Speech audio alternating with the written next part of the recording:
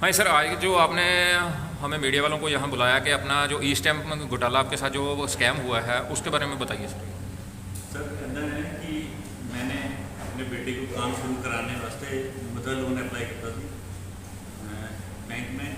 तो उसके वास्ते मैनू बैंक मैनेजर ने कहा कि 100 रुपए के 3 स्टैम्प पेपर चाहिए। तो मैं परसों 15 तारीख को करीबन 1 बजे कचहरी गया। कचहरी पे स्टैम्प वेंडर है, उनके पास गया और उनको मेरे बेटे का नाम तनिष है, इसके नाम पे 3 स्टैम्प पेपर चाहिए 100 रुपए के। वहाँ पे सर वो उन्होंने मुझसे एक स्टैम्प के 100 रुपए के स्टैम्प के 200 रुपये मांगे और टोटल 3 स्टैम्प पेपर के 600 रुपये मांगे। क्योंकि मेरी लोड सी तो मैंने कोई पूछा भी नहीं कि कितनी फीस है क्या है, मैं 600 रुपये देते हुए। वो बोले कि 1 से 1.5 घंटा लगेगा और भी लोगों का लाइन में लगे हुए हैं, तो आप 1-1.5 घंटे बाद आना। बट हाँ, मैं बड़ी दूर से आया था, मैंने कहा मैं कहाँ आऊँगा, मैं वहीं वेट करता हूँ। तो अभी करीबन 1:45 बजे करीबन उन्होंने मेरे को एक स्टैम्प पेपर निकाल के दिया। तो बोले बाकी 2 और आ रहे हैं आपके। मैंने कहा कोई नहीं भाई, मैं वेट कर लेता हूँ। मैं बैठा रहा वहाँ पे। करीबन आधे घंटे बाद उन्होंने मेरे को 2 स्टैम्प पेपर और दिए ला। तो वो दोनों स्टैम्प पेपर लेके मैं बैंक चला गया। बैंक गया मैं, मैनेजर अपनी फॉर्मेलिटीज़ कर रहे थे। तो वहाँ पे भाई एक सर जो स्टाम्प फरोश है और जो जिसको वेंडर कहते हैं वो क्या नाम था उसका? सर इस पर ये स्टैम्प लगी हुई है, मुनीश महाजन करके इनकी फर्म है, कचहरी गेट पे ही। बूथ नंबर क्या था पता आपको कुछ? Booth number sir, code number उनकी स्टैम्प में मेंशन है, वो मैं अभी आपको डिटेल में दे देता हूँ। ठीक है, उनकी स्टैम्प लगी हुई है, उनके साइन हैं।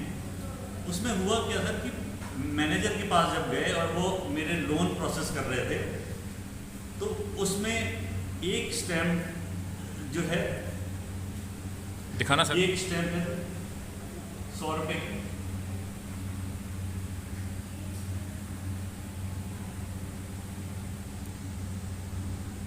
दूसरा कौन सा है? सर इसी की उन्होंने क्या किया, मुझे जेरोक्स करके स्कैन करके एक और कॉपी दे दी।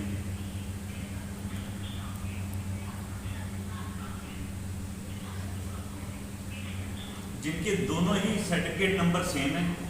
नीचे पेपर नंबर जो है उसके आखिरी के 2 डिजिट में ओवरलैपिंग की हुई है, उसको नंबर चेंज कर दिया उन्होंने ओवरलैपिंग करके। सर नीचे करिए।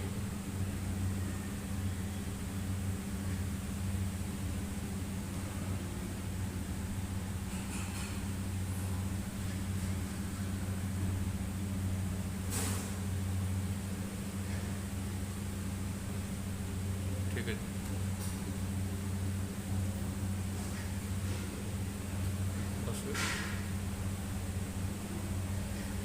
सर इसमें पेपर के कलर में भी फ़र्क है? बिल्कुल सर, प्रिंटिंग में बहुत फ़र्क है और नंबर जो नीचे पेपर नंबर होता है उसकी साइज़ में भी बहुत फ़र्क है। मगर सर्टिफिकेट नंबर सेम है, जिसको मैंने क्या कहते हैं ई स्टैम्प के पोर्टल पे जाके स्कैन करके भी देखा। उसमें एक सर्टिफिकेट सही बता रहा है और एक जो है वो सेम ही नंबर होने की वजह से और सेम ही नाम का होने की वजह से उन्होंने उसका मिसयूज़ करते हुए जेरोक्स करा। यानी कि मेरे को 3 स्टैम्प चाहिए थे, उन्होंने 2 मेरे को असली दिए और तीसरा जो था उसकी जेरोक्स करके मेरे को स्कैन करके दिया। सर नीचे रख दो।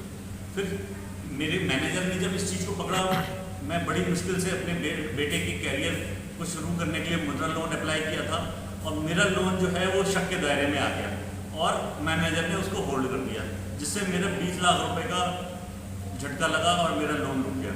सर आपको क्या लगता है जो पहले स्टैम्प चलते थे, स्टैम्प पेपर जो अब ई स्टैम्प जो सर गवर्नमेंट ने शुरू किया है जी, उसमें सही था आपको लगता है, या इसमें ई पे जो स्टैम्प शुरू किया है इसमें और ज़्यादा घोटाला होगा पब्लिक के साथ? सर अब मेरे सामने जो आई है उससे तो मैं सोच के हैरान हूँ कि मान लीजिए किसी को 5,000 रुपये का स्टैम्प चाहिए और 2 स्टैम्प चाहिए एक ही नाम के, रजिस्ट्री किसी ने करानी है, तो कितना बड़ा ये घोटाला हो सकता है।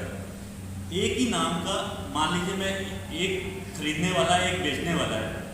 खरीदने वाला अगर 20,000 रुपये के स्टैम्प खरीद रहा है, 5,000 के 4, अगर एक स्टैम्प निकाल के उसकी स्कैन करके दे दी जाए तो सीधे ही 15,000 रुपये का हमारी सरकार के खजाने को नुकसान है।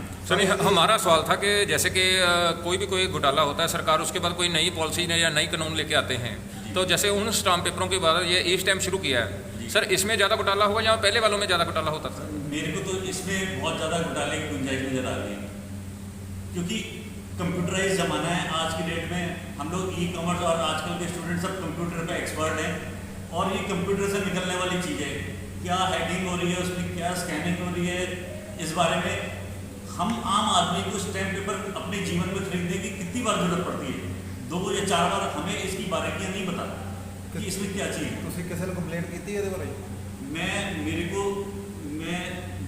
अभी तो परेशान हूँ बहुत ही मेंटली तरीके से, क्योंकि मैं अपने बच्चे के कैरियर को शुरू करने के लिए किसी तरीके से मुद्रा लोन के लिए जा रहा हूँ। मैं फिर कल शाम की बात है, 16 तारीख की शाम को मैं इसी वेंडर के पास दोबारा गया और 2 नए स्टैम्प और लेके आया, और मैं कोशिश कर रहा हूँ, मैनेजर की मिन्नतें कर रहा हूँ, मगर वो अब मेरी इंक्वायरी करने पे बैठ गया है कि भाई अगर मैं बैंक मेरे को लोन दे देगा और मैं स्टैम्प मेरे हाथ द्वारा पहुँचाया बैंक में, तो जाहिर सी बात है मुझ पर सुई उठ रही है, और मेरा प्रोजेक्ट सारा होल्ड पे चला गया इस सिर्फ 200 रुपये के घोटाले। सर जो दूसरे नए स्टैंप लिए वो भी उसी से लिए या वो भी उसी से लिए मैंने कल शाम को 5 बजे जाके, जो उसके यहाँ कैमरे लगे हुए हैं, आप 15 तारीख को 1 बजे से लेके 2:30 बजे के बीच में आप कैमरा चेक कर सकते हो। मैं और मेरा बेटा वहाँ मौजूद थे, और कल शाम को मैं अकेला बैंक से गया, बेटे को बैंक में बिठा के कि मैनेजर से मिलते करके सर मैं देखता हूँ। सर उसमें भी कोई मिस्टेक था या ऐसे ही थे? नहीं, उसमें मैं लेके गया, मेरे को बारीकी नहीं पता, वो मैनेजर ने देखा और मैं अभी उनको दे के आया हूँ, रिक्वेस्ट करिए, मगर उसमें कोई प्रॉब्लम नजर नहीं आई। इन दोनों के सर्टिफिकेट नंबर 1 होने का तो मतलब ही नहीं है ना। उस पर वेंडर की स्टैंप भी लगी हुई है, साइन भी हुए हैं, और 15 तारीख का आप उसका रिकॉर्ड चेक कर सकते हैं, उसका CCTV कैमरे के फुटेज देख सकते हैं। ਕੀ ਨਾਮ ਆ ਜੀ ਉਹਨਾਂ ਦਾ ਵੈਂਡਰ ਦਾ? वेंडर का नाम है सर मुनीश महाजन। ਮਨੀਸ਼ ਮਹਾਜਨ। ਕੀ ਕਾਰਵਾਈ ਤੁਸੀਂ ਕਰਾਉਣਾ ਚਾਹੁੰਦੇ ਹੋ ਉਹਨਾਂ ਤੇ? सर मैं ये चाहता हूँ कि जैसा मेरे को झटका लगा है और नुकसान हुआ है, पब्लिक का नुकसान ना हो, और सरकारी खजाने पे जो ये डाका डाला जा रहा है, एक तो सरकारी खजाने में सरकारी फीस कितनी है, वो नाजायज ही 100 रुपये का स्टैम्प 200-200 रुपये में बेच रहे हैं। तो एक तो मैं ये आप लोग के माध्यम से ये जानना चाहता हूँ कि ई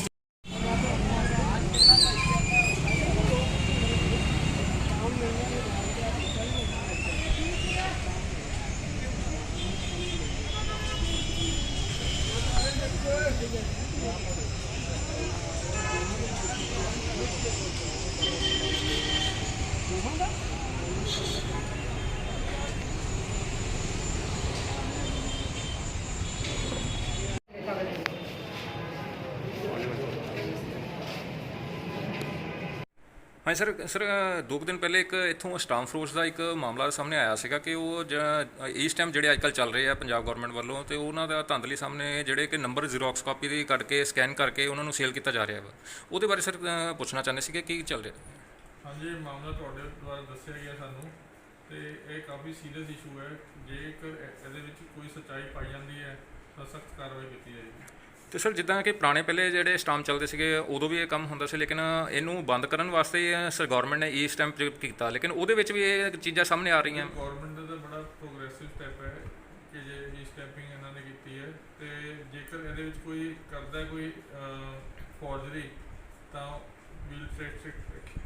ਤੇ ਸਰ ਜੇ ਉਹਨਾਂ ਦਾ ਮਾਮਲਾ ਜੇ ਸੀਰੀਅਸ ਹੈ ਜਿਹੜਾ ਕਿ ਸਾਹਮਣੇ ਆਏਗਾ, ਤੇ ਕੀ ਕਾਰਵਾਈ ਉਹਨਾਂ ਤੇ ਹੋਏਗੀ? ਜੇ ਹੋ ਸਕਦਾ ਉਹਦੇ ਅਗੇਂਸਟ FIR ਹੋਵੇ ਤਾਂ ਬਾਕੀ ਪ੍ਰੋਵੀਜ਼ਨ ਹੋਵੇ। ਲਾਇਸੈਂਸ